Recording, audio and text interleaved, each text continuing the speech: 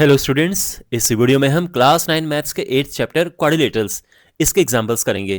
तो यहाँ पे आप देख सकते हैं जैसे ये फर्स्ट एग्जांपल है, सेकंड एग्जांपल, थर्ड एग्जांपल, तो टोटल आपके पास 7 एग्जांपल्स हैं। इन सभी एग्जांपल्स को मैं इस वीडियो में आपको समझाऊंगा। देखो, एग्जाम्पल ऑलरेडी सॉल्व हो रखे हैं तो आप कहोगे कि आप अलग से क्या सॉल्व करोगे, लेकिन बहुत सारे स्टूडेंट्स को इसकी लैंग्वेज वगैरह समझने में प्रॉब्लम होती है, तो इसलिए मैं आपको सिंपल वे में, सिंपल लैंग्वेज में आपको ये एग्जाम्पल समझाऊंगा। इस चैप्टर के बाकी वीडियोस के लिए जिसमें एक्सरसाइज वगैरह के सॉल्यूशंस होंगे, इसके लिए आप डिस्क्रिप्शन बॉक्स में प्लेलिस्ट चेक करें और चैनल को ज़रूर सब्सक्राइब करें और अपने दोस्तों के साथ ये वीडियो ज़रूर शेयर करें। तो शुरू करते हैं इन एग्जाम्पल्स को करना one by one. First example है, show that each angle of a rectangle is a right angle. तो हमने ये शो करना है कि रेक्टेंगल का हर एक एंगल राइट एंगल होता है। पहली बात यह है कि रेक्टेंगल होता क्या है। देखो, रेक्टेंगल एक ऐसा पैरेललोग्राम होता है। आप सुनिए बात को ठीक से, ठीक है। रेक्टेंगल क्या होता है? Rectangle is a parallelogram in which one angle is 90 degrees. तो एक ऐसा पैरेललोग्राम होता है जिसमें एक एंगल 90 डिग्री होता है।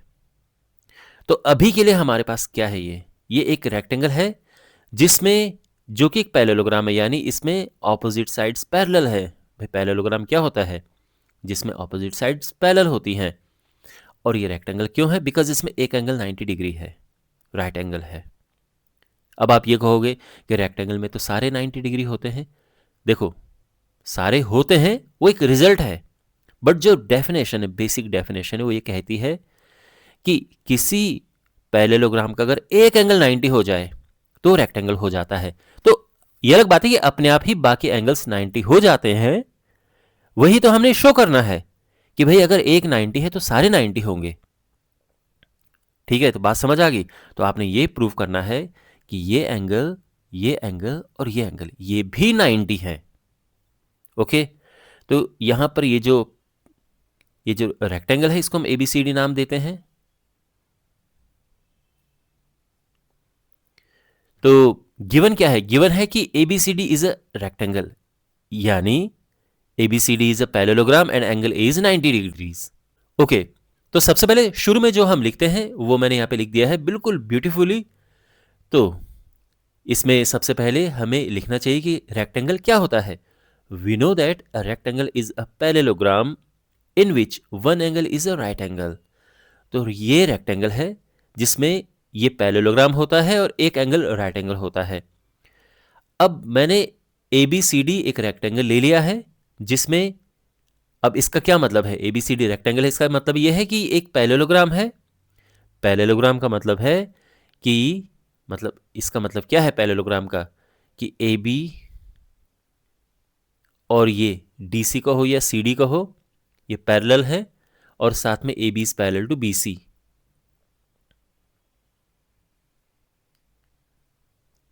पैरेललोग्राम क्या होता है? जिसमें ऑपोजिट साइड्स पैरेलल होती हैं। ओके, और एंगल A 90 डिग्री है। हमने प्रूव करना है कि चारों एंगल ही 90 डिग्री हैं, रेक्टेंगल है।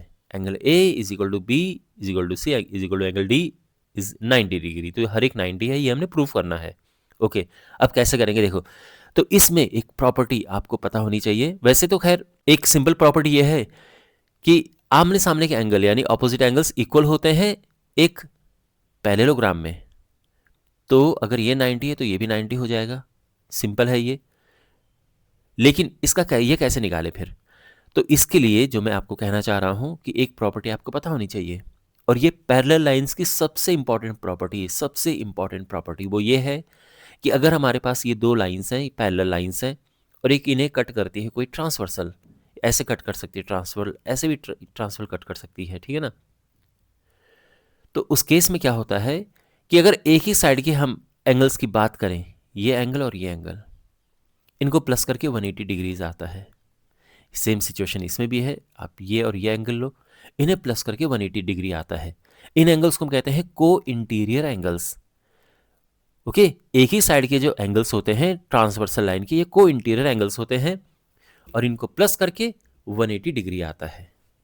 तो यहां पर इस एंगल और इस एंगल को प्लस करके 180 डिग्री आएगा। क्यों? बिकॉज ये और ये पैरेलल हैं।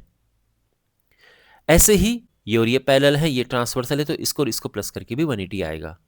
तो ये प्रॉपर्टी हम यहां पे यूज करेंगे। ओके, तो सबसे पहले since A B is parallel to D C, तो इससे क्या होगा, एंगल ए प्लस ये और ये पैरेलल है, तो angle A plus angle D is equal to 180 degrees. क्यों? बिकॉज को इंटीरियर एंगल्स हैं। यहाँ एंगल ए ऑलरेडी 90 है, तो 90 प्लस एंगल डी हो जाएगा 180, और अब एंगल डी क्या होगा, 90 उधर जाएगा, 180 माइनस 90, और ये हो जाएगा 90 डिग्रीज। तो एंगल डी आ चुका है, तो एंगल डी आ चुका है, एंगल ए ऑलरेडी हमारे पास है 90 डिग्री, ये हमने फाइंड कर लिया है 90 डिग्रीज। अब हमने बी एंड सी फाइंड करना है। बहुत सिंपल है, हम यही अप्लाई करते हैं कि किसी पैरेललोग्राम में ऑपोजिट एंगल्स इक्वल होते हैं, तो अगर ये 90 है तो ये भी 90 हो जाएगा, ये 90 है तो ये भी 90 हो जाएगा। ठीक है, तो हम यहां पे लिखते हैं कि since angle A is equal to angle C, देखो since angle C is equal to angle A, क्यों? Because in a parallelogram opposite angles are equal, so therefore angle C क्या हो जाएगा, एंगल ए क्या है हमारे पास 90 है ना, ओके। एंड सिमिलरली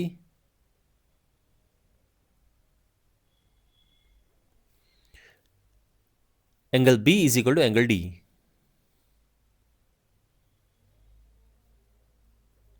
तो हम कह सकते हैं therefore angle B is equal to, और डी क्या है हमारे पास ऑलरेडी आ रखा है 90, ये, तो हम कह सकते हैं कि देयरफॉर, अब देखो ए ऑलरेडी 90 था, और बी 90 आ चुका है, सी 90 आ चुका है, डी 90 आ चुका है, तो हम कह सकते हैं कि देयरफॉर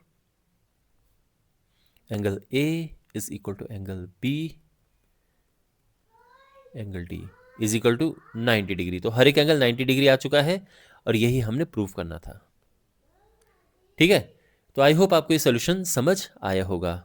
इसमें आपको इंपॉर्टेंट चीज़ें क्या समझ आई, एक तो ये है कि ये डेफिनेशन होती है रेक्टेंगल की, कि किसी पैरेललोग्राम का अगर एक एंगल राइट एंगल हो तो वो रेक्टेंगल होता है, तो ये डेफिनेशन आपको पता होनी चाहिए। ये अलग बात है कि बाद में आप ये भी सुनेंगे कि किसी क्वाड्रिलेटरल्स के अगर चारों एंगल राइट एंगल हो, 90 डिग्री हो, तो वो एक रेक्टेंगल होता है, तो ये भी ठीक है, बट ये डेफिनेशन ध्यान में रखना। दूसरा आपको क्या पता चला कि ये प्रॉपर्टी ओके बहुत इंपॉर्टेंट है, को इंटीरियर एंगल्स वाली प्रॉपर्टी। और तीसरा, ये तो खैर आपको पहले से पता होगा कि किसी पैरेललोग्राम में ऑपोजिट एंगल्स इक्वल होते हैं। तो आई होप आपको समझ आया होगा। सेकंड एग्जांपल है, show that the diagonals of a rhombus are perpendicular to each other. हमने शो करना है कि एक रोम्बस के डायगोनल्स एक दूसरे के परपेंडिकुलर्स होते हैं। देखो यह है एक रोम्बस। रोम्बस क्या होता है, हम कह सकते हैं कि रोम्बस एक ऐसा क्वाड्रिलेटरल होता है जिसके चारों साइड्स इक्वल होते हैं, तो यहाँ पर ये चारों साइड्स इक्वल हैं। दूसरा हम ये भी कह सकते हैं, ध्यान रखना, कि rhombus is a type of parallelogram. तो जब ये बात कही है यहाँ पे रोम्बस, तो यहाँ पे पैरेललोग्राम की जो भी प्रॉपर्टीज़ हैं वो हम अप्लाई कर सकते हैं, ये ध्यान रखना। ओके, पैरेललोग्राम की जो प्रॉपर्टीज़ हैं वो हम यहाँ पे लगा सकते हैं। और दूसरी बात यह है कि इसके चारों साइड्स इक्वल हैं, तो सिंपली रोम्बस एक ऐसा पैरेललोग्राम होता है जिसके चारों साइड्स इक्वल हों। अब हमने क्या प्रूव करना है, देखो ये है इसके डायगोनल्स। हमने प्रूव करना है कि डायगोनल्स एक दूसरे को बेसिकली एक दूसरे के परपेंडिकुलर्स होते हैं, यानी ये परपेंडिकुलर है, ये 90 डिग्री है, ये डायगोनल्स हैं एक दूसरे के परपेंडिकुलर होते हैं, यानी ये 90 डिग्री है। हमने ये प्रूव करना है। तो ए बी सी डी इसको नाम देते हैं, ये ओ है, और हमने प्रूव करना है बेसिकली टू प्रूव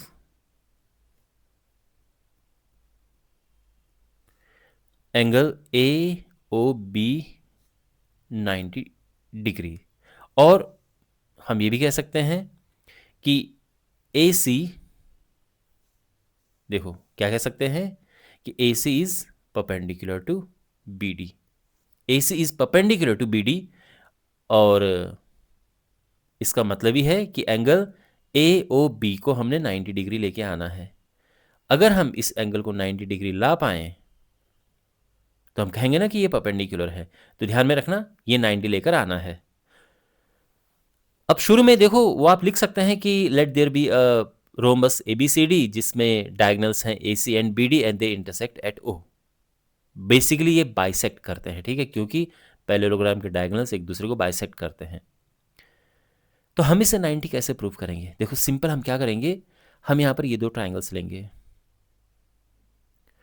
और इन ट्राइंगल्स को हमने कॉन्ग्रुएंट प्रूव करना है और फिर सीपीसीटी से ये और ये एंगल इक्वल आएंगे और हमारा काम हो जाएगा, क्योंकि अगर ये दोनों इक्वल होंगे यानी दोनों 90-90 हैं। तो ये कॉन्ग्रुएंट कैसे प्रूफ होंगे? देखो ये साइड और ये साइड इक्वल है, फैंटास्टिक। क्यों भाई? चारों साइड्स इक्वल है ना, तो ये इक्वल है। दूसरा ये है कि ये और ये इक्वल है। अब ये कहाँ से, ये बात कहाँ से आ गई? देखो जैसे मैंने आपको कहा था कि ये एक पैरेललोग्राम भी है और पैरेललोग्राम के डायगोनल्स एक दूसरे को बाइसेक्ट करते हैं। तो ये और ये इक्वल हैं, होने को ये और ये भी इक्वल हैं, बट इसकी अभी यहाँ पे ज़रूरत है नहीं। तो कहने का ये मतलब है कि ये साइड और ये साइड इक्वल हो गई हैं और ये वाली साइड दोनों ट्राइंगल्स के लिए कॉमन है। तो साइड साइड साइड रूल से ये दोनों ट्राइंगल्स हो गए कॉन्ग्रुएंट और फिर हम सीपीसीटी से कह सकते हैं कि ये और ये एंगल्स इक्वल हैं और फिर ये 90 आ जाएगा। तो कैसे हम इसमें आगे बढ़ेंगे? आई एम श्योर आपको ये समझ आ गया होगा। तो यहाँ पे थोड़ा सा स्टार्टिंग का लिखते हैं। तो ये हम लिखेंगे let there be a rhombus ABCD and its diagonals AC and BD intersect each other at O. हम यहाँ पे बाइसेक्ट भी लिख सकते थे, ठीक है, खैर। अब यहाँ पे हम लिखेंगे कि in triangle A O B and C O B,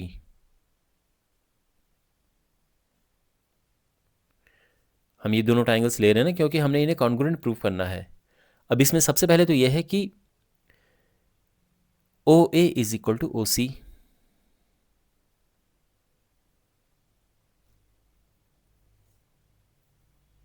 क्यों? ये क्यों इक्वल है? Because diagonals of a parallelogram bisect each other. तो हम लिखेंगे कि since diagonals of a parallelogram and hence rhombus, मतलब अगर पैरेललोग्राम के डायगोनल्स एक दूसरे को बाइसेक्ट करते हैं तो रोम्बस के भी करेंगे, क्योंकि रोम्बस एक टाइप का पैरेललोग्राम ही है, ठीक है। तो पैरेललोग्राम के करते तो यानी रोम्बस के भी करेंगे। रोम्बस में सारी प्रॉपर्टीज पैरेललोग्राम की आएंगी, ठीक है। अब इसके अलावा है ये साइड और ये side equal, A B is equal to B C. और इसका रीजन क्या है कि all the sides of a rhombus are equal and, या फिर ओ बी दोनों के लिए कॉमन है, दोनों ट्राइंगल्स के लिए। तो O B is equal to O B, this is common.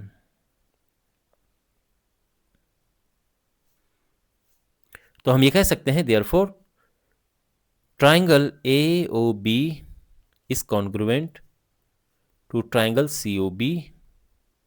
और रीजन क्या लिखेंगे? By S S S rule, okay. And therefore this angle is equal to this angle, angle A O B is equal to angle C O B. और reason वही CPCT. देखो एक बार triangles congruent हो जाते हैं तो उनके कॉरस्पॉन्डिंग पार्ट्स इक्वल होते हैं। Corresponding parts of congruent triangles are equal, CPCT. तो सिंपल वे में अगर हम सीपीसीटी को समझे तो ये है कि जब ट्राइंगल्स एक बार कॉन्ग्रुएंट प्रूव हो जाए तो उसमें इक्वल एंगल के सामने की साइड इक्वल होंगी और इक्वल साइड के सामने के एंगल्स इक्वल होंगे।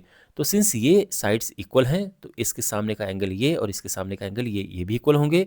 और वही यहाँ पर लिखा है, angle A O B is equal to angle C O B. तो ये इक्वल हो जाएंगे, ठीक है। अच्छा, अब दूसरी बात ये है कि since angle A O B plus angle C O B क्या होगा, मतलब अगर इन दोनों एंगल्स को हम प्लस करेंगे तो क्या होगा? 180 डिग्री होगा, क्योंकि लीनियर पेयर है ना। मतलब एक स्ट्रेट लाइन पे ही बने हुए ये दो एंगल्स हैं, उनको लीनियर पेयर कहते हैं। अब ए ओ बी को तो एज इट इज लिख देते हैं और जो सी ओ बी है वो हमने प्रूव किया है ए ओ बी के, उसको यहाँ पे लिख देंगे। और यहाँ पे हो जाएगा क्या, twice angle A O B is equal to 180 degrees. ठीक, और इससे क्या आ जाएगा, therefore angle A O B is equal to 90 degrees. और इससे क्या हो जाएगा कि जो ए सी है, अगर ये 90 है यानी ए सी परपेंडिकुलर होगा बी डी के। और यही हमने प्रूव करना था कि diagonals of rhombus are perpendicular to each other. Perpendicular यानी 90 डिग्री का एंगल बनता है उनके बीच में। तो आई होप आपको ये एग्जाम्पल भी अच्छे से समझ आ गया होगा। थर्ड एग्जाम्पल है, A B C is an isosceles triangle. A B C एक आइसोसेलेस ट्राइंगल है, यानी ये और ये साइड्स इक्वल हैं। ठीक है, A D bisects, A D जो है इस एक्सटीरियर एंगल को बाइसेक्ट करता है, ये बाइसेक्ट कर रहा है। ठीक है, ये और ये इक्वल हैं। C D is parallel to A B, ये आपस में पैरेलल हैं। हमने शो करना है एंगल डी ए सी यानी ये एंगल इक्वल है एंगल बी सी ए के इस एंगल के। तो इन दोनों एंगल्स को हमने इक्वल प्रूव करना है पहले, और फिर ये प्रूव करना है कि ए बी सी डी एक पैरेललोग्राम है। तो पहले तो हमने ये शो करना है कि ये एंगल और ये एंगल इक्वल है। ठीक है, ओके। तो यहां पे एक चीज देखो, ये एक आइसोसेलेस ट्राइंगल है, यानी इसमें ये साइड और ये साइड इक्वल है। आइसोसेलेस ट्राइंगल की प्रॉपर्टी होती है कि जो इक्वल साइड्स हैं इनके सामने के एंगल्स इक्वल होते हैं। तो ये एंगल और ये एंगल इक्वल हैं। ठीक है, तो यहां पे हम लिखेंगे angle, this angle C B A is equal to angle B C A. देखो मैंने ए बी सी और ए सी बी नहीं लिखा है, बिकॉज यहां पे क्वेश्चन में भी उन्होंने बी सी ए लिखा है, इस एंगल को बी सी ए नाम दिया है। तो मैं भी उसी तरह से लेके चल रहा हूं जैसे इन्होंने लिखा है, बाकी बात तो एक ही है। तो यहाँ पे angle C B A is equal to angle B C A. ठीक है, क्यों इक्वल है ये, हम रीजन लिखेंगे कि in an isosceles triangle angles opposite to equal sides are equal. तो यहां तक ठीक है। अच्छा, अब ट्राइंगल की एक प्रॉपर्टी होती है कि जो इसमें एक्सटीरियर एंगल होता है, एक्सटीरियर एंगल ये अदर टू इंटीरियर एंगल्स के इक्वल होता है, यानी जो ऑपोजिट इंटीरियर एंगल्स हैं उसके उनके सम के इक्वल होता है। तो यहाँ पे ये एंगल अगर मान लो कि x है, ये एंगल y है, तो ये एक्सटीरियर एंगल होगा x प्लस वाई। ऐसे ही यहाँ पे अगर हम इस एक्सटीरियर एंगल की बात करें, इस वाले की, तो ये जो एक्सटीरियर एंगल है ये इसके और इसके सम के इक्वल होगा। तो हम यहाँ पे लिखेंगे कि एंगल पी ए सी, ये पी ए सी नाम दिया है, angle P A C is equal to this plus this, यानी angle C B A plus angle B C A. और रीजन क्या है इसका, कि exterior angle of a triangle is equal to sum of two opposite interior angles. ठीक है, exterior angle of a triangle is equal to the sum of the two opposite interior angles. तो ये exterior angle है, ये है this plus this. ठीक है, देखो अब एंगल पी ए सी क्या है, angle P A C, angle P A C है एंगल पी ए डी, यानी ये जो है ये है this plus this, angle P A D plus angle D A C.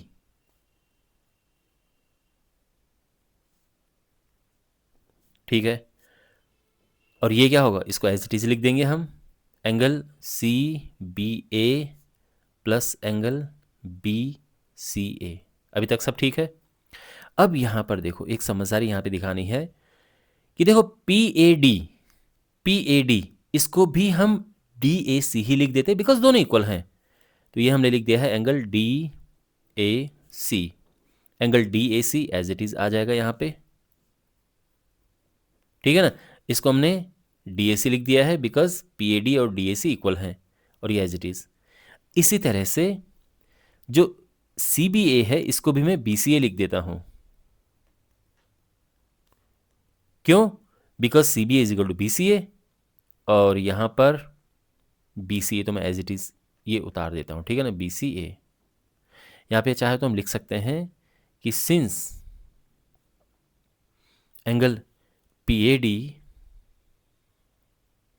Is equal to angle DAC and angle CBA is equal to angle BCA। Okay, ये हो गया ट्वाइस एंगल DAC, और ये होगा मतलब सेम ही है ना, तो दो बार आ गया है। और ऐसे ही यहाँ पर है ट्वाइस एंगल BCA, 2 से 2 कटा, और क्या आ जाएगा यहाँ पे? यहाँ पे आ जाएगा angle DAC is equal to angle BCA, और ये फर्स्ट पार्ट प्रूफ हो चुका है। ठीक है, ओके। अब हमने ये प्रूव करना है कि ABCD एक पैरेललोग्राम है। देखो, एक पैरेललोग्राम क्या होता है? सिंपल वे में अगर हम देखें कि जिसमें दोनों ऑपोजिट साइड्स के पेयर पैरेलल हों, यानी ये इसके पैरेलल हो और ये इसके पैरेलल हो। अब ये दोनों आपस में पैरेलल हैं, ये तो पहले से ही गिवन है। क्या ये पैरेलल है? ये देखते हैं। तो बिल्कुल ये पैरेलल हैं। क्यों? बिकॉज हमने अब ये भी क्या फाइंड किया कि ये एंगल और ये एंगल इक्वल है। अब बिकॉज ये इक्वल हैं, तो अब ये एंगल हैं क्या? ये है ऑल्टरनेट इंटीरियर एंगल्स। देखो, ये हैं दो लाइंस, ट्रांसवर्सल है। अब यहां पर इस एंगल इस एंगल को, इनको कहते हैं ऑल्टरनेट इंटीरियर एंगल्स। अब पैरेलल लाइंस में क्या होता है कि आई मीन अगर ये लाइंस पैरेलल हैं तो ये एंगल्स इक्वल होते हैं, alternate interior angles are equal. और उल्टा भी ट्रू है कि अगर ऑल्टरनेट इंटीरियर एंगल्स इक्वल हैं तो ये लाइंस पैरेलल होंगी। और सेम सिचुएशन यहां पे है, बिकॉज ये एंगल्स इक्वल हैं and they are alternate interior angles, तो ये लाइंस पैरेलल होंगी। तो हम लिखेंगे कि देखो, since angle DAC is equal to angle BCA, है ना, since this angle is equal to this angle, तो हम कह सकते हैं कि AD is parallel to BC। AD is parallel to BC, और रीजन हम क्या लिखेंगे कि since alternate interior angles are equal. Okay, तो because alternate interior angles equal है तो ये पैरेलल हो गए हैं। अब साथ ही हमारे पास क्या है? Also we have BA is parallel to CD, है ना, क्वेश्चन में लिखा हुआ है कि CD is parallel to AB, तो बात वही है, ठीक है ना। CD is parallel to AB, यानी बेसिकली ये जो BA है या फिर AB है पैरेलल टू CD है, तो हम लिखेंगे कि AB is parallel to CD। ये चीज़ गिवन है क्वेश्चन में, तो हम ये लिखेंगे कि देखो, सिंस इनको कंबाइन कर देते हैं, ठीक है ना, AD is parallel to BC and AB is parallel to CD। भाई क्या क्या है ये? सिंस ये और ये पैरेलल हैं एंड ये और ये पैरेलल हैं, तो therefore we can say that ABCD is a parallelogram. So therefore ABCD is a parallelogram. ये पैरेललोग्राम का सिंबल लिख दिया मैंने शॉर्ट में। एंड आई होप आपको ये समझ आया होगा एग्जाम्पल अच्छे से। अब हमारे पास है एग्जाम्पल 4। यहाँ पे ये फिगर है, ये दो लाइंस हैं, पैरेलल लाइंस हैं, और ये ट्रांसवर्सल लाइन है। हमने ये शो करना है कि जो क्वाड्रिलेटरल बन रहा है इन एंगल्स के बाइसेक्टर से। मतलब देखो, एक इंटीरियर एंगल ये है तो ये इसका बाइसेक्टर है, एक इंटीरियर एंगल ये है तो ये इस एंगल का बाइसेक्टर है। बाइसेक्टर का मतलब ये है कि ये और ये इक्वल है, ऐसे ही ये और ये इक्वल है, ऐसे ही ये इंटीरियर एंगल है और ये इसका बाइसेक्टर है। अगेन यहाँ पर ये और ये इक्वल है, और ऐसे ही ये इंटीरियर एंगल है, ये इसका बाइसेक्टर है, यानी ये और ये इक्वल है। समझ गए आप कि बाइसेक्टर क्या है, इंटीरियर एंगल क्या है? ये सब हमने प्रूव करना है कि जो ये बाइसेक्टर्स हैं एक रेक्टेंगल बना रहे हैं, तो बेसिकली हमने प्रूव करना है कि ये जो शेप यहां पर बन रही है ये एक रेक्टेंगल है। ओके, तो जब बात आती है रेक्टेंगल की, यानी हमने क्या चीज प्रूव करना है, क्या होता है रेक्टेंगल, तो ध्यान रखना जब भी रेक्टेंगल प्रूव करना हो तो या तो इसके चारों एंगल्स 90 डिग्री प्रूव कर दो, लेकिन उससे भी ज़्यादा जो करेक्ट वे है वो ये है कि आप पहले प्रूव करो पैरेललोग्राम,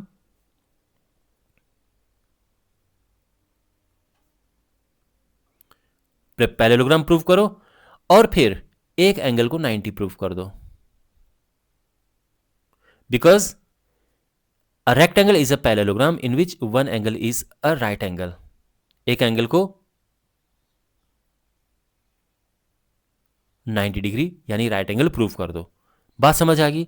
तो अगर हम इस शेप को पैरेललोग्राम प्रूव कर पाए और एक एंगल को 90 डिग्री प्रूव कर पाए तो बस आ जाएगा। अब क्वेश्चन ये है कि पैरेललोग्राम कैसे प्रूव करें और वन एंगल 90 डिग्री कैसे प्रूव करें। ओके, पैरेललोग्राम कैसे प्रूव होता है, अगर ऑपोजिट साइड्स, अगर हमने इसे और इसे पैरेलल प्रूव कर दिया और साथ में इसे और इसे पैरेलल प्रूव कर दिया, तो हम ये कहेंगे कि सिंस ऑपोजिट साइड्स पैरेलल हैं तो एक पैरेललोग्राम है। तो बेसिकली हमने इन्हें और इसे पैरेलल और इसे पैरेलल प्रूव करना है। उसके अलावा क्या करना है, ध्यान रखना ये गिवन नहीं है, हम इस पर निशान लगा नहीं सकते, ठीक है। तो ये काम करते हैं, ये मैं रेड कलर में मार्क कर देता हूं। तो ये दिया हुआ नहीं है तो हम यहाँ पे ऑफिशियली एग्जाम में ऐसा नहीं मार्क कर सकते, ये बस हमें इससे पता रहे कि हमने लेकर क्या आना है। तो हमने इसको पैरेलल प्रूव करना है, तब जाके ये एक पैरेललोग्राम प्रूव हो जाएगा और फिर हम इस एंगल को 90 डिग्री प्रूव कर देंगे, वो तो आराम से बाद में कर देंगे। अब क्वेश्चन ये कि ये पैरेलल, ये और ये पैरेलल कैसे प्रूव हो और ये पैरेलल कैसे प्रूव हो। ओके, तो देखो आई एम श्योर आपको ऑल्टरनेट इंटीरियर एंगल्स के बारे में पता होगा कि जब भी हमारे पास दो लाइन्स हों और ये उनको काटती हुई ट्रांसवर्सल लाइन जा रही है, अगर ये एंगल इसके इक्वल आ जाता है तो हम कहते हैं कि ऑल्टरनेट इंटीरियर एंगल्स इक्वल हैं, therefore these lines are parallel. यहां पर भी यही हमने करना है, हमने ऑल्टरनेट इंटीरियर एंगल्स को इक्वल प्रूव करना है। ओके ओके, टेंशन मतलब मैं आराम से समझाता हूं। इन दो लाइंस को देखो, ये दो लाइंस के हिसाब से देखें तो ये ट्रांसवर्सल लाइन है और ये बना रहे हैं interior angles, alternate interior angles. अगर हम इनको इक्वल लेकर आ जाएं तो फिर हम कह सकते हैं कि because alternate interior angles are equal therefore these are parallel. तो हमने इसे और इसे, इन दोनों एंगल्स को इक्वल लेकर आना है। साथ ही अगर हम इस एंगल को और इस एंगल को इक्वल लेकर आ पाएँ तो हम फिर वही बात कहेंगे कि since alternate interior angles are equal therefore these are parallel, हमारा काम बन जाएगा। ओके, ऑलराइट, तो पहले शुरुआत करते हैं कि इस एंगल और इस एंगल को कैसे इक्वल लेकर आए। तो यहां पे ये तो हम जानते ही हैं कि angle PAC is equal to angle, देखो PAC is equal to angle ACR। क्यों इक्वल है? बिकॉज ये है ऑल्टरनेट इंटीरियर एंगल्स।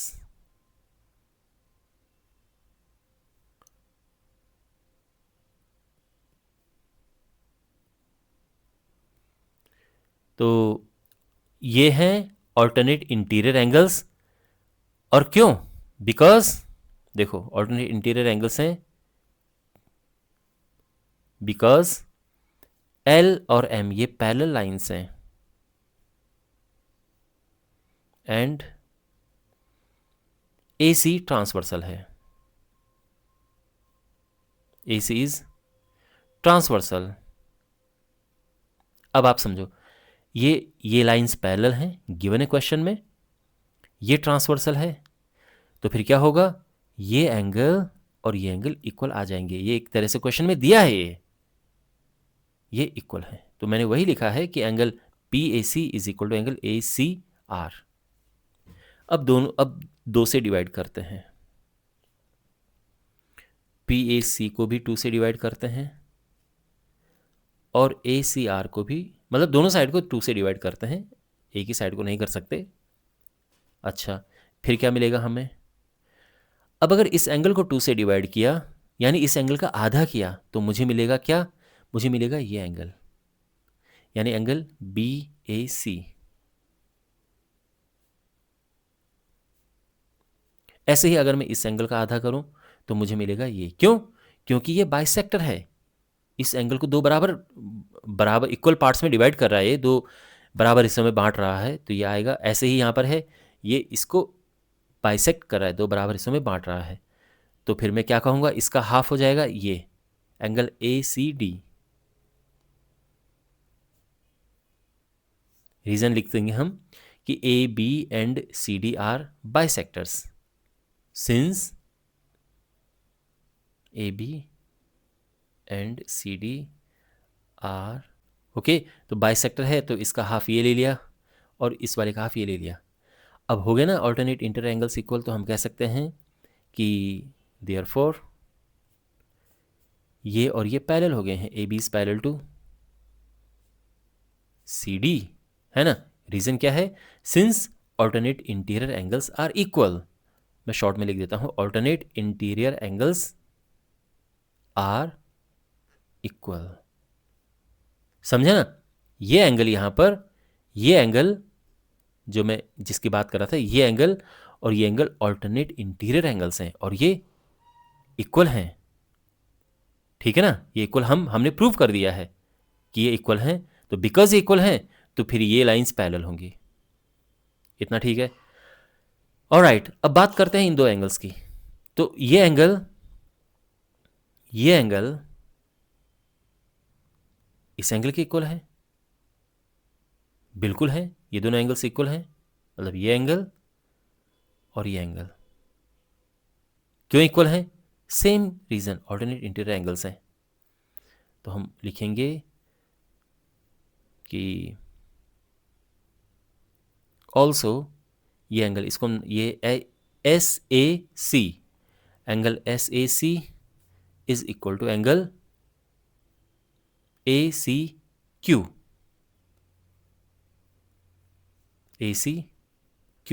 क्यों इक्वल है? Simply alternate interior angles. मैं शॉर्ट में लिख रहा हूं, ठीक है? Alternate interior angles, okay. तो ये इक्वल है। अब यहां भी 2 से डिवाइड करेंगे, angle SAC divided by 2, angle ACQ divided by 2। तो क्या मिलेगा हमें? अब इसको अगर हमने 2 से डिवाइड किया तो ये एंगल मिल जाएगा हमें, ये वाला, यानी एंगल DAC। और इसको अगर हम 2 से डिवाइड करें तो हमें मिल जाएगा एंगल ACP।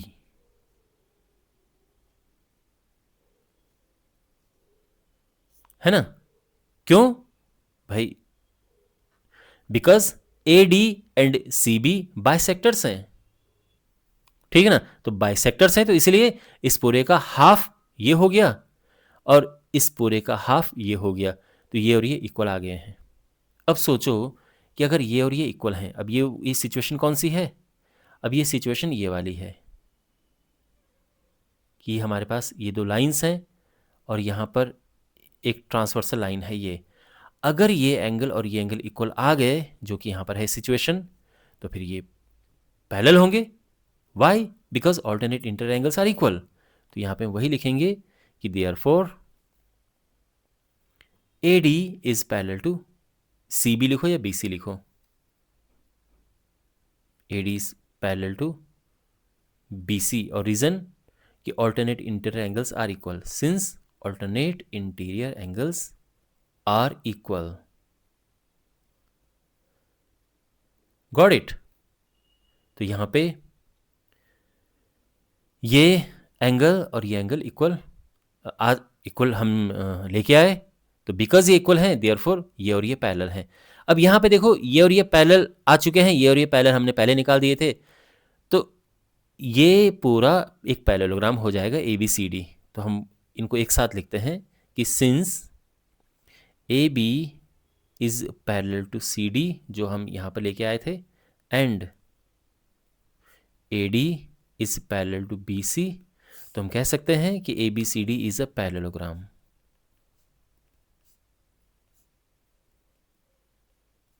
ठीक है, तो ये एक पैरेललोग्राम हो गया है because opposite sides are parallel, तो that's why it's a parallelogram. अब उसके बाद हमने इसको 90 डिग्री लेकर आना है। कैसे लेकर आएंगे? देखो बहुत सिंपल है ये। यहाँ पे इतना आई एम श्योर आपको पता होगा कि अगर हम एंगल पी ए सी और एंगल ए सी क्यू को प्लस करें, देखो नाउ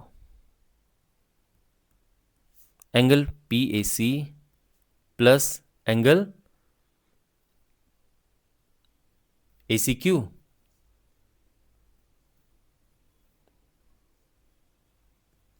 क्या आएगा इनको प्लस करके?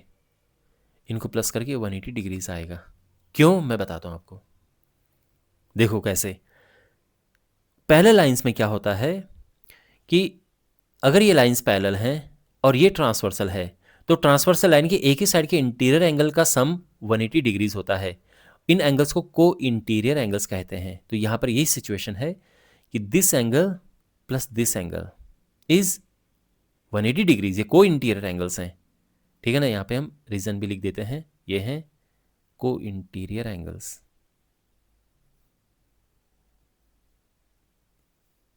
सो दिस प्लस दिस, ये हुआ 180 डिग्रीज। ठीक है, अब यहां 2 से डिवाइड करते हैं।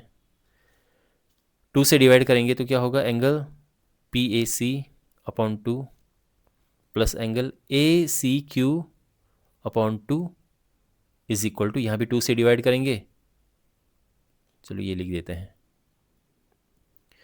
अब देखो पी ए सी को 2 से डिवाइड करेंगे तो हमें क्या मिलेगा? हमें ये एंगल मिलेगा। बताया था ना कि इस पूरे का हाफ ये है, तो यानी एंगल बी ए सी। ऐसे ही यहां पे इस पूरे का हाफ ये है ना एंगल ए सी क्यू, इसका हाफ करेंगे तो ये मिलेगा angle A C B,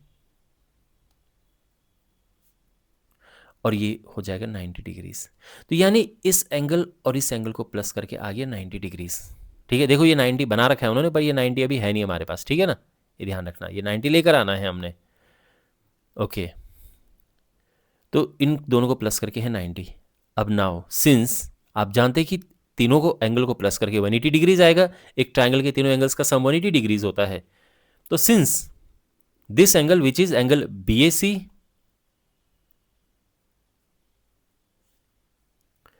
since angle BAC plus this angle ACB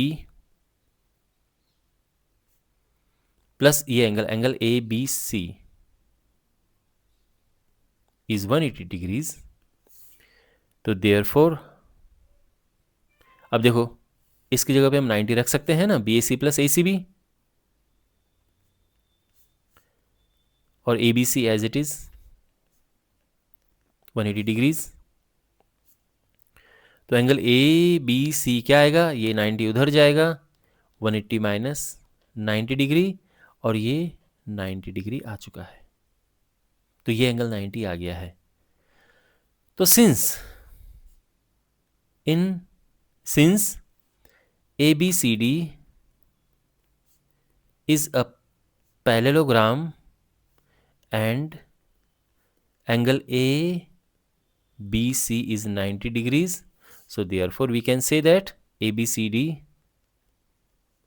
is a rectangle. Because rectangle क्या होता है कि एक पैरेललोग्राम में अगर एक एंगल 90 है तो वो रेक्टेंगल हो जाता है। ये अलग बात है कि सारे 90 हो जाते हैं, वो अलग बात है, बट एक पैरेललोग्राम है और एक एंगल 90 है तो उसको हम रेक्टेंगल कह देते हैं, वो रेक्टेंगल होता है। इस तरह से प्रूफ होगा।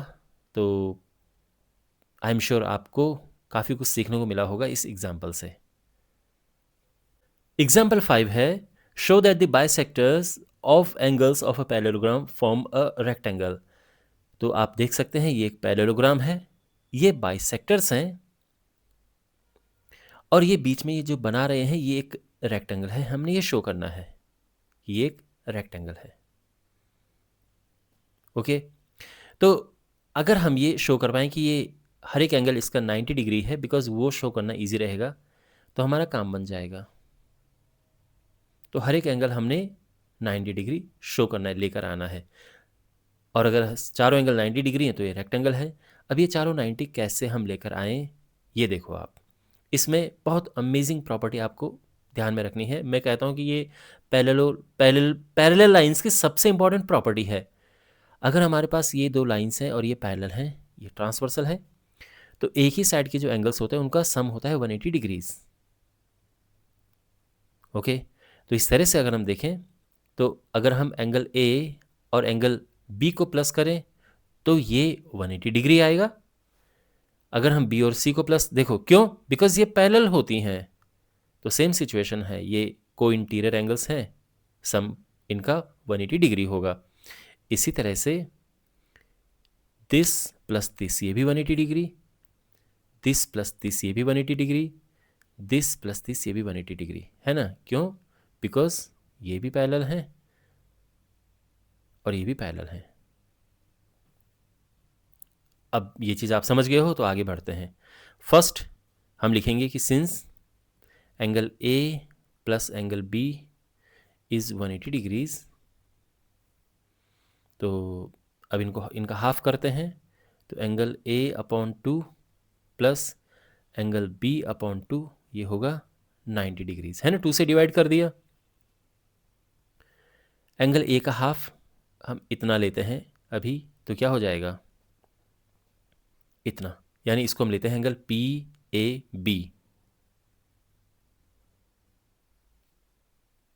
और एंगल बी है उसका हाफ लेते हैं इतना, ये वाला, ठीक है, इतना। यह है एंगल पी बी ए।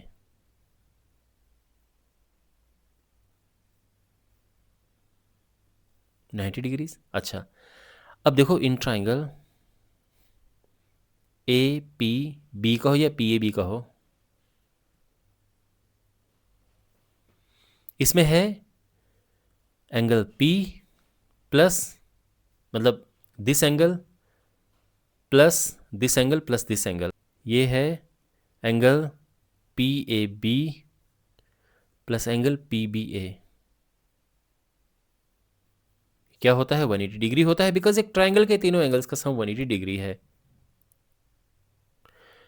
और यहाँ पे हमें मिल जाएगा क्या? देखो ये 90 है ना, तो एंगल P प्लस 90 डिग्री, तो ये हो जाएगा 180 डिग्री। और इससे हमें मिल गया है एंगल P, 90 उधर जाएगा, तो ये 90 डिग्री आ चुका है। तो ये तो आ चुका है कि ये 90 डिग्री है। हम लिखेंगे सिमिलरली, देखो क्योंकि हमने सेम प्रोसेस फॉलो करना है, तो एंगल आर भी 90 डिग्री आ जाएगा। तो पूरा प्रोसेस लिखने की जगह पे सिंपली लिखो एंगल आर इज़ 90 डिग्री, क्योंकि हमने सेम प्रोसेस फॉलो करना है कि दिस प्लस दिस 180, फिर 2 से डिवाइड करेंगे, फिर आएगा जो जो स्टेप हमने यहाँ फॉलो किए थे सेम स्टेप हम यहाँ फॉलो करेंगे इसके लिए, तो इसलिए सीधा ही लिख दो सिमिलरली। Okay, alright. अब यहाँ पर इस एंगल को और इस एंगल को देखो, बेसिकली हमने ये एंगल निकालना है तो उसके लिए पहले ये निकालना पड़ेगा। और देखो same process, angle A plus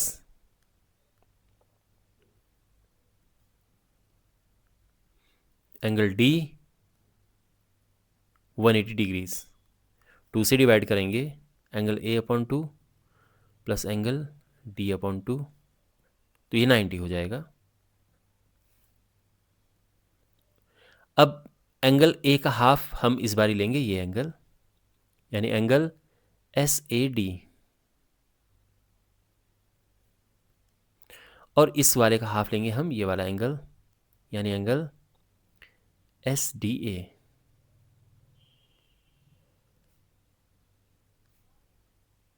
okay, अब इस ट्रायंगल पे फोकस करो, इन ट्रायंगल एस डी ए या ए एस डी, जो भी आपको कहना है, इसमें क्या है? This angle plus this angle plus this angle is 180 degree, this angle यानी angle S A D plus this angle which is S D ए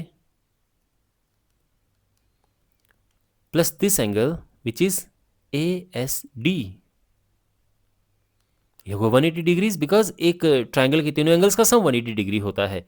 इसमें जो ये दोनों हैं ये 90 है, तो ये हो जाएगा 90 प्लस एंगल ASD 180 डिग्री, यानी angle ASD is equal to 180 minus 90, यानी ये 90 आ गया है। ओके, ये आ चुका है 90, तो ये क्या होगा, तो देयरफॉर एंगल PSR, अब देखो, since angle PSR is equal to angle ASD, भाई ये और ये इक्वल एंगल है ना, क्योंकि इन्हें कहते हैं वर्टिकली ऑपोजिट एंगल्स, ये इक्वल होते हैं, वर्टिकली ऑपोजिट एंगल्स। तो हम कह सकते हैं कि एंगल PSR, ये क्या था, ASD 90 है ना, तो ये भी 90 हो जाएगा, तो यानी ये भी 90 आ चुका है। ठीक, ये भी आ चुका था, ये भी आ चुका है। नाउ वी हैव दिस, तो अब सेम प्रोसेस यहाँ पे हमने फॉलो करना है कि this plus this is 180 degree, फिर ये आ जाएगा, फिर वर्टिकली ऑपोजिट एंगल करके ये आ जाएगा। तो शॉर्ट में हम लिखते हैं कि एंगल PQR इज 90 डिग्री। हम लिखेंगे सिमिलरली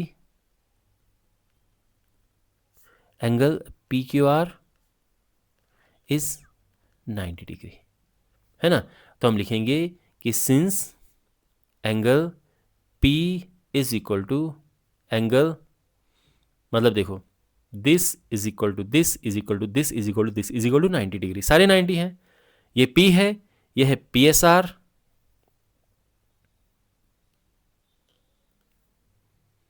ये है एंगल R,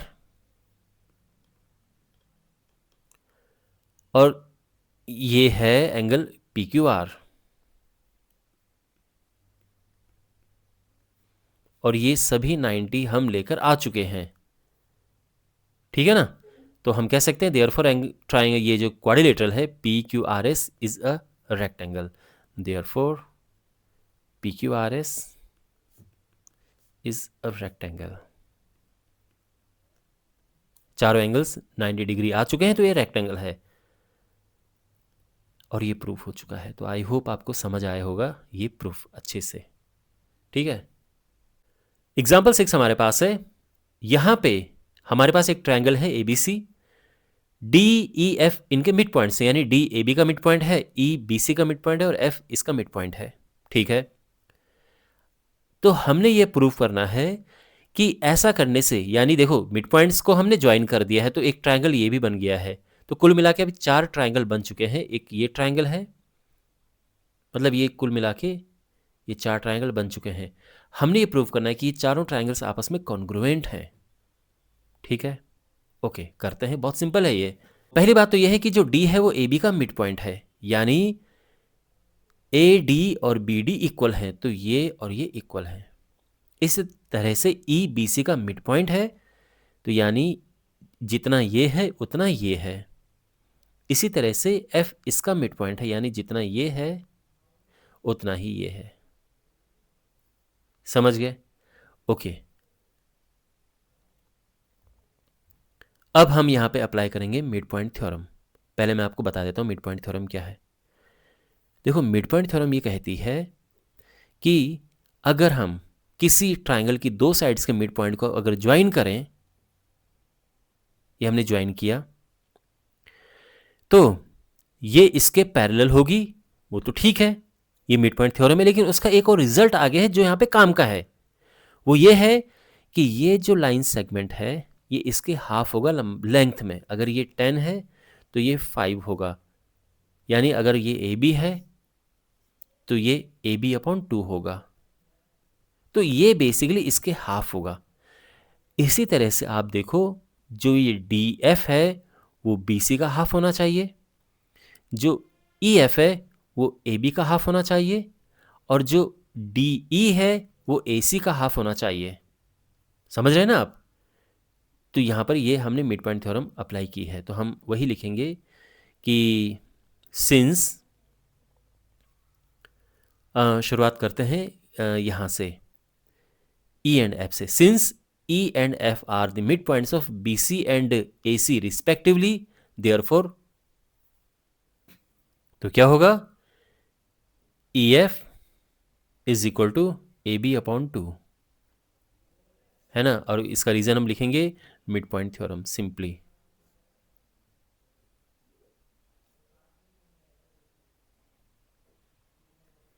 ठीक है ना? अच्छा, अब ध्यान रखना, AB का हाफ तो AD भी है और BD भी है, क्योंकि D मिड पॉइंट है। तो हम ये कह सकते हैं कि AD is equal to BD is equal to EF, है ना? क्योंकि ये इसका हाफ है और इस पूरे का हाफ तो खुद ये भी है, क्योंकि D बीच में है, तो ये जो है ये पूरे का हाफ है। इसी तरह से ये भी पूरे का हाफ है। मतलब मान लो कि ये पूरा 10 है, तो मैंने क्या कहा था कि D बिल्कुल बीच में है, तो ये 5 और ये 5 होगा। अब इस पूरे का हाफ ये भी है, तो ये भी 5 है, तो हुए नहीं ये तीनों इक्वल? वही मैंने यहाँ पे लिखा है। तो हम ये यहाँ पर ये कह सकते हैं कि ये इक्वल है, साथ में ये भी इक्वल है। ठीक है ना? सिमिलरली, अब सिमिलरली हम ये कह सकते हैं, देखो अब ये बार बार लिखने की जरूरत नहीं है ऐसा, क्योंकि अब हम लेंगे कि D and E are mid point of this and this, तो ये इसका हाफ होगा। तो इसलिए डायरेक्ट लिख देते हैं कि सिमिलरली जो ये है, क्या कहते हैं, DF है, DF ये इक्वल है BE एंड CE के। तो हम लिखेंगे कि BE is equal to CE is equal to DF and इसी तरह से। तो यानी ये और ये और ये इक्वल है, समझे ना भाई? ये जो है इसका हाफ है, तो यानी ये और ये इक्वल हुए। इसी तरह से ये इसका हाफ है, तो क्या होगा? AF is equal to CF is equal to DE। तो समझ गए आप ये? अब अगर हम यहां पर देखें, अब अगर हम यहां पे इन ट्राइंगल्स को देखें, तो ये किसी भी दो ट्राइंगल को अगर हम लें, तो वो एक दूसरे के कॉन्ग्रुएंट होंगे। तो यहां पे एक काम करते हैं, इसको ट्राइंगल 1 नाम देते हैं, ये ट्राइंगल 2 है, ये ट्राइंगल 3 है और ये ट्राइंगल 4 है। अब देखो, आप अभी तक तो समझ गए होंगे कि कैसे इसको करना है। किन्हीं भी दो ट्राइंगल्स को अगर आप लें, तो आप ये पाएंगे कि ये साइड साइड साइड रूल से कॉन्ग्रुएंट है। क्योंकि कोई भी दो ट्राइंगल देखो, इसको और इसको देखो, यहाँ पे ये साइड इसके इक्वल है, ये साइड इसके इक्वल है, ये साइड इसके इक्वल है। अगर आप इसको और इसको देखोगे, तो ये साइड इसके इक्वल है, ये साइड इसके इक्वल है, और तीसरा ये साइड कॉमन हो गई। ऐसे ही इन दोनों ट्राइंगल्स को देखोगे, ये साइड इसके इक्वल है, ये साइड इसके इक्वल है, और ये कॉमन होगी दोनों के लिए।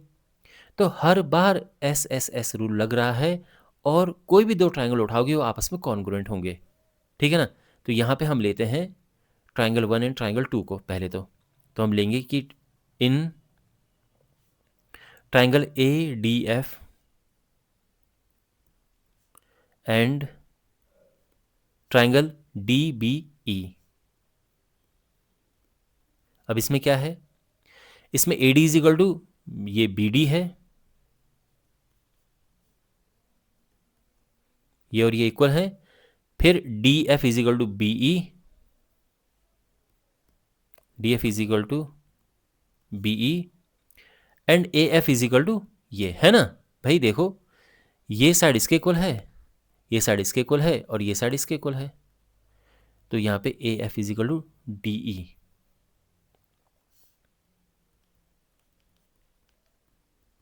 तो हम कह सकते हैं therefore triangle ADF is congruent to triangle DBE, किस रूल से? By side side side rule. Okay,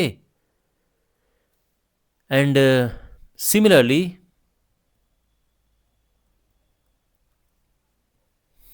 अब हम ले सकते हैं सेकेंड एंड थर्ड ट्राइंगल को। तो यहां पे हम कह सकते हैं कि सिमिलरली ट्राइंगल BDE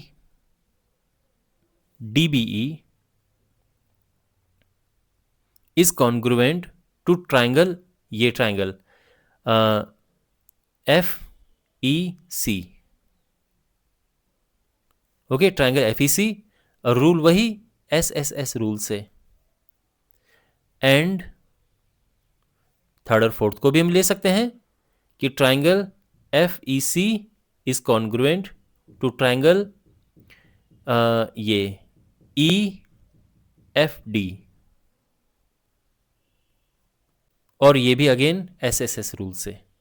तो आप देख सकते हैं ये इसके कॉन्ग्रुएंट है, ये और ये कॉन्ग्रुएंट है, ये और ये कॉन्ग्रुएंट है, तो हम कह सकते हैं, so we can say that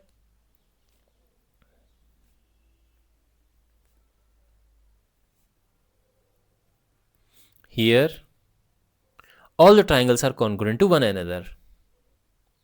okay, तो आई होप आपको समझ आया होगा ये सोल्यूशन अच्छे से।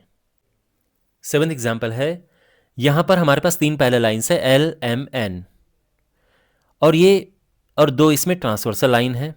ये जो लाइन्स हैं ये इसको इस तरह से कट करती हैं कि AB is equal to BC है, तो बेसिकली ये और ये इक्वल हैं। हमने शो करना है कि ये और ये इक्वल हैं, ये हमने शो करना है, यानी गिवन है कि AB is equal to BC, हमने प्रूव करना है DE is equal to EF। समझ गया ना, AB is equal to BC given है and DE is equal to EF हमने शो करना है। ओके, तो देखो सबसे पहले बात यह है कि ये एग्जाम्पल है और ये लाइन उन्होंने अपने आप ही ड्रॉ कर दी है। अगर कभी आपके पास एग्जाम में क्वेश्चन आता तो ये लाइन आपके पास नहीं होती, बट ये लाइन उन्होंने अपने आप ही ड्रॉ कर दी है। इससे क्या हुआ, ये लाइन ड्रॉ करने से इस लाइन की हेल्प से 2 ट्राइंगल बन चुके हैं, एक ये ट्राइंगल बन गया है और ये ट्राइंगल बन गया है। तो उससे क्या हुआ है कि जो गिवन है वो इस ट्राइंगल में आ गया है, और जो फाइंड करना है ये और ये इक्वल है, ये फाइंड करना है ना, ये इस वाले ट्राइंगल में आ गया है। सो ब्यूटीफुल ये काम हुआ है ये ड्रॉ करने से। अब यहां पे हम यूज करेंगे converse of mid point theorem. ठीक है, ध्यान रखना, converse of mid point theorem. तो हम ये ट्राइंगल लेंगे, इसमें हम लगाएंगे converse of mid point theorem. इससे ये पता चलेगा कि G इसका मिड पॉइंट है, इस लाइन का, ये जो है ना लाइन सेगमेंट इसका मिड पॉइंट है। और बाद में फिर से इस ट्राइंगल में हम converse of mid point theorem लगाएंगे तो हम इस कंक्लूजन पे पहुंच जाएंगे कि E इसका मिड पॉइंट है, और फिर लिखेंगे कि हो गया भाई proof, hence proved, this is equal to this. तो हम लिखेंगे सबसे पहले इन ट्राइंगल ACF, इस ट्राइंगल में देखो यहां पे क्या है कि BAC का मिड पॉइंट है, और ये तो पैरेलल हैं ही, ये तो क्वेश्चन में गिवन है कि ये लाइंस आपस में पैरेलल हैं, ये और ये पैरेलल हैं, ये मिड पॉइंट है। तो converse of mid point theorem में क्या होता है कि अगर कोई ट्राइंगल है उसके एक साइड के मिड पॉइंट से अगर कोई लाइन इस तरह से जाती है कि वो इसके पैरेलल हो, तो वो इसके मिड पॉइंट से होकर जाएगी। ठीक है ना, तो यहां पे हम लिखेंगे कि since B is the mid point of AC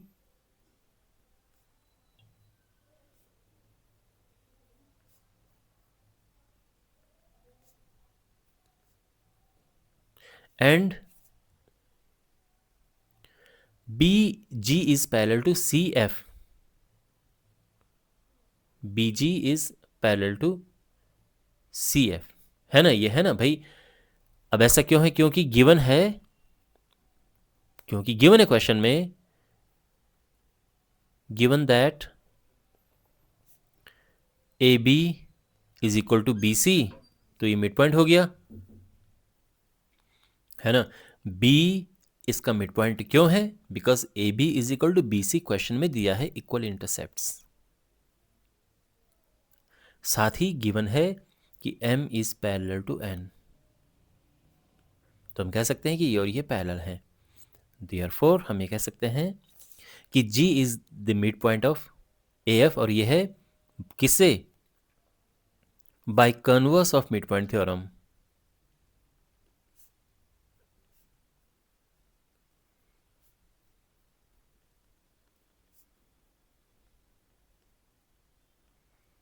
By converse of midpoint theorem, G is the midpoint of AF.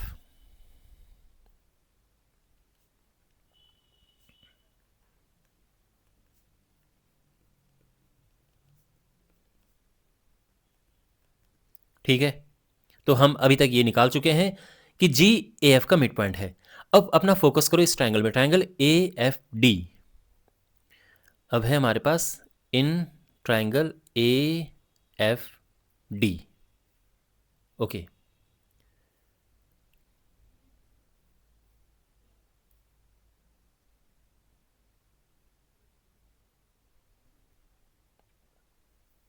इस ट्राइंगल में देखो, अब इसमें क्या है, इसमें है जी ए एफ का मिड पॉइंट है, G is the mid point of A F.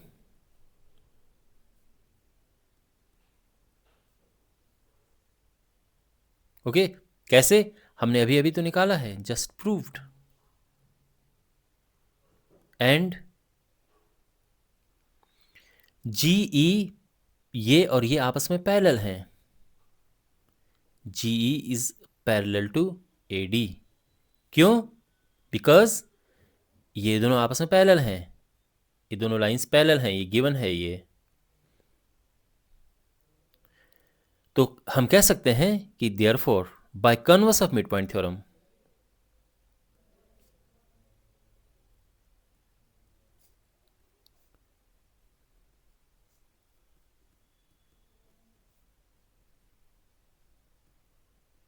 Bye converse of mid point theorem हम ये कह सकते हैं कि A is the mid point of D F.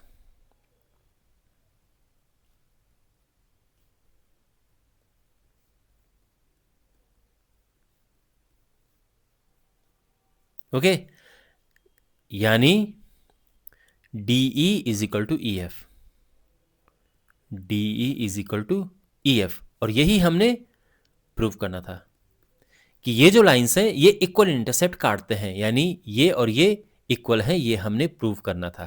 ठीक है ना, कि ये जो L M N cut off equal intercept D E and E F. ठीक है, तो ये आई होप आपको ये भी समझ आए होगा ये एग्जाम्पल। और इसी के साथ सभी एग्जाम्पल्स कंप्लीट होते हैं। मुझे उम्मीद है कि आपको सभी एग्जाम्पल्स अच्छे से समझ आए होंगे।